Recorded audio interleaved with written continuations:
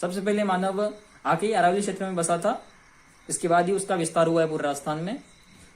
जो सरकार ने अपना नई परिभाषा दी है वो प्रस्ताव वापस ले तो ही इसमें उनकी भलाई है, क्योंकि आज पूरा राजस्थान एकत्रित हो गया है, इकट्ठा हो गया है, जागरूक हो गया है। मैं अपने इस भाई से कुछ अरावली के पर्व के बारे में कुछ बात डिस्कस करूंगा। तो सर जी, सरकार ने जो 100 मीटर अरावली पर्वत के बारे में जो परिभाषा पारित की है उसके बारे में आप कुछ बोलना चाहोगे? आपका सुझाव दीजिए कृपया।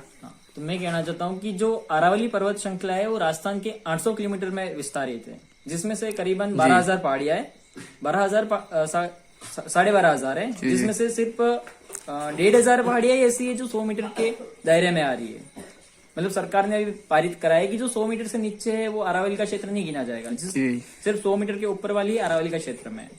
तो करीबन 90% पहाड़ियां ऐसी है जो उसके अंदर नहीं आती है। अच्छा। और इनका सीधा मेरा मानना है कि सीधा सा यही टारगेट है कि अगर आने वाले टाइम पे कभी उस 90% पे खनन होता है तो उस खनन को बिना रोक टोक के उद्योगपति कर पाएंगे। एक्चुअली क्या है कि जो अरावली है वो बॉक्साइड का बहुत बड़ा खनिज क्षेत्र है। बॉक्साइड उधर सबसे ज्यादा निकलता है, जिससे सीमेंट बनता है। अच्छा। तो जो अभी सरकार है फिलहाल जहां भी कटाई हो रही है, जहां भी पहाड़ों की कटाई हो रही है, वहां से बॉक्साइड निकल रहा है, तो बाहरी कंपनियों को मौका दे रहे हैं इधर। तो फायदा उनका फायदा है तो अपने नुकसान तो होगा ही ना। हाँ बिल्कुल, अपने नुकसान अपना क्या है कि जो संसाधन है वो खत्म होगा, क्योंकि जो बाकी देश वाले हैं वो अपनी इधर कंपनियां लगा रहे हैं, जबकि जैसे जापान है, जापान में बॉक्साइड की कई मात्रा है, मतलब ज्यादा मात्रा में बॉक्साइड है, फिर भी उधर की कंपनियां इंडिया में आके बॉक्साइड का खनन कर रही है। मतलब आप समझ रहे हो, एक वो संसाधन का संशोधन कर रही है, लेकिन इंडिया जो है वो पैसों के लालच में आकर अपना संसाधन बेच रही है।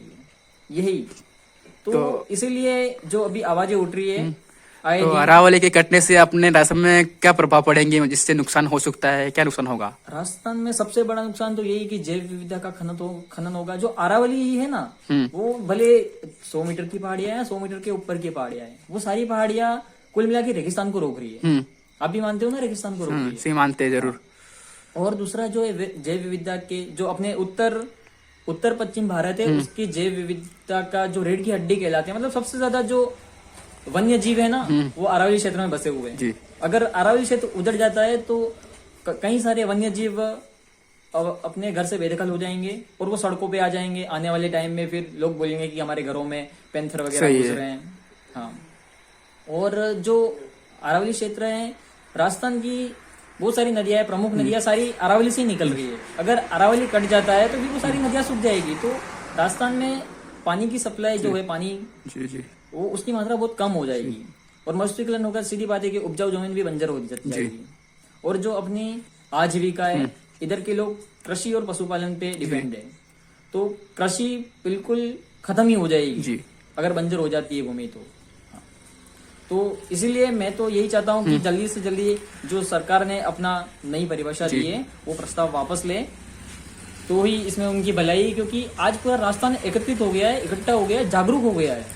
राजस्थान के भले वो किसी भी जाति का है, किसी भी धर्म का है, वो चाह रहे कि अरावली नहीं कटे, क्योंकि जो अरावली है उसमें मेवाड़ का, मारवाड़ का, मतलब राजवंश का काफी इतिहास रहा है। ऊपर से आदिवासियों का भी बहुत इतिहास रहा है। मेरा तो मानना है कि जो आदिवासी है उनका विस्तार ही अरावली क्षेत्र से हुआ है। सबसे पहले मानव आके ही अरावली क्षेत्र में बसा था, इसके बाद ही उसका विस्तार हुआ है पूरे राजस्थान में।